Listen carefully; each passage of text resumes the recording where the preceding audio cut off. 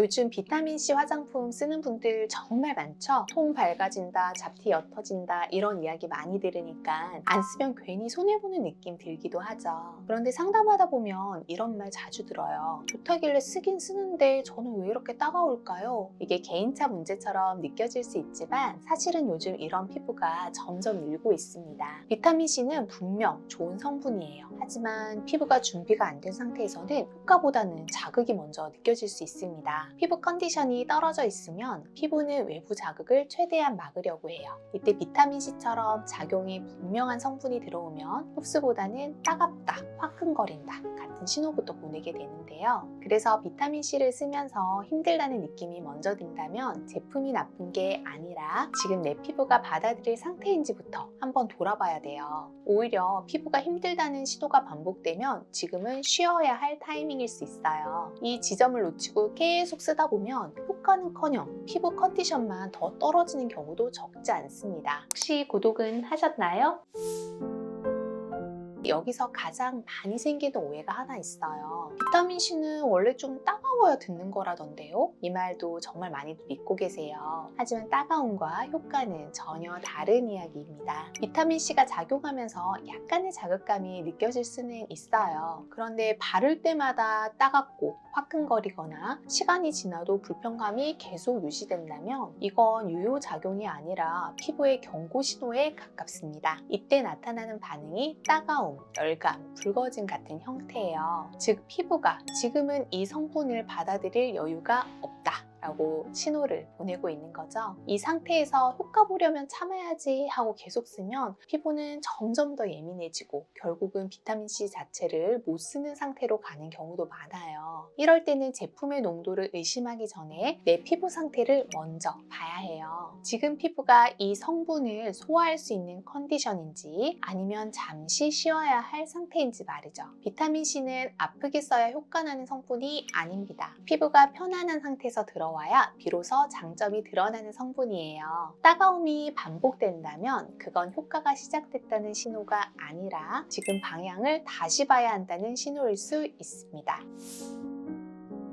비타민C를 쓰면서 이런 느낌이 반복된다면 멈추는 게 맞아요. 바를 때마다 따갑고 얼굴이 금방 붉어지고 시간이 지나도 편안해지지 않는 경우입니다. 이건 적응 과정이라기보다는 피부가 계속 부담을 느끼고 있다는 신호에 가깝습니다. 또 하나 중요한 신호가 있어요. 비타민C를 꾸준히 쓰고 있는데도 톤도 그대로고 결도 그대로고 오히려 건조함이나 예민함만 늘어나는 경우죠. 이럴 때 많은 분들이 농도가 낮아서 그런가? 제품을 더 좋은 걸로 바꿔야 하나? 라고 생각을 하시는데 사실 문제는 제품이 아닐 가능성이 큽니다. 피부 컨디션이 많이 떨어지면 우리 피부는 스스로 방어 모드에 들어가요. 이 상태에서는 아무리 좋은 화장품을 발라도 흡수도 잘 안 되고 효과도 거의 느껴지지 않습니다. 오히려 바를 때마다 불편함만 커질 수 있어요. 그래서 이 단계에서는 무엇을 더하는 것보다는 잠시 멈추는 게 오히려 도움이 돼요. 비타민C는 언제나 쓰는 성분이 아니라 피부가 받아들일 수 있을 때 써야 하는 성분입니다.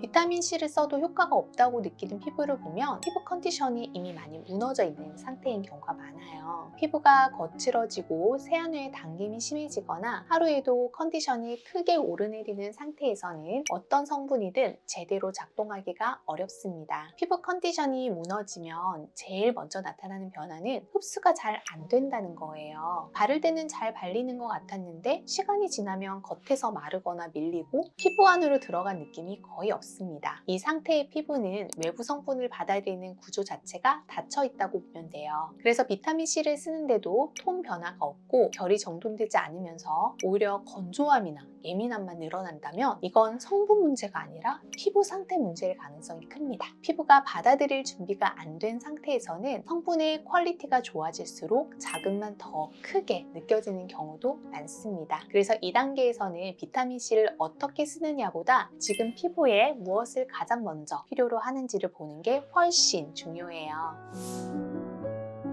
비타민C를 다시 쓰고 싶다면 가장 먼저 점검해야 할 건 세안 후에도 얼굴이 편안한지, 하루 동안 당김이나 화끈거림이 반복되지는 않는지, 기본 보습만 해도 피부가 안정적으로 유지되는지를 먼저 봐야 합니다. 이 기본이 잡히지 않은 상태에서 비타민C를 다시 넣으면 같은 문제가 반복될 가능성이 커요. 그래서 비타민C는 피부가 어느 정도 회복된 다음에 천천히 다시 접근하는 게 좋습니다. 사용 빈도도 중요해요. 처음부터 아침, 저녁으로 매일 쓰기보다는 주 2, 3회 정도 시작해서 피부 반응을 보는 게 훨씬 안전합니다. 타이밍 역시 많이들 놓치는 부분인데 세안 직후에 바로 바르는 게 항상 정답은 아닙니다. 피부가 예민한 상태라면 가벼운 보습으로 한번 피부를 눌러준 뒤에 비타민C를 올리는 것이 자극을 줄이는 데 도움이 됩니다. 그리고 조합도 중요해요. 각질 제거 성분이나 다른 활성 성분을 한 번에 많이 겹치면 효과는커녕 따가움만 커질 수 있습니다.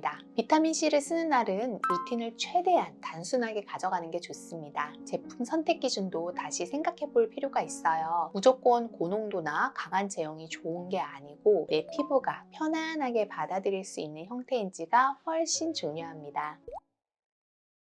정리해보면 비타민C는 무조건 버텨야 효과가 나는 성분이 아니라 피부 상태에 맞게 써야 비로소 장점이 드러나는 성분이에요. 바를 때 따갑고 불편한 느낌이 반복된다면 효과가 시작된 게 아니라 지금 피부가 받아들일 준비가 안 됐다는 신호로 보는 게 맞습니다. 피부가 편안한 상태인지 먼저 확인하고 사용 빈도는 낮게 시작하면서 다른 자극적인 성분과 겹치지 않게 루틴을 단순하게 가져가는 것. 이 세 가지만 지켜도 실패할 확률은 크게 줄어듭니다. 제품 선택도 마찬가지예요. 농도가 높다고 따갑다고 효과가 좋은 게 아니고 내 피부가 꾸준히 받아들일 수 있는지가 가장 중요한 기준이에요. 시술과의 조합을 볼 때도 기준은 같아요. 피부 컨디션을 받쳐주는 방향으로 접근해야 되고 과한 자극은 오히려 비타민C 사용을 더 어렵게 만들 수 있어요. 혹시 비타민C 사용법이나 피부 상태에 대해 궁금하신 점이 있다면 언제든지 댓글 남겨주세요. 지금까지 다나한 이원장이었습니다. 감사합니다.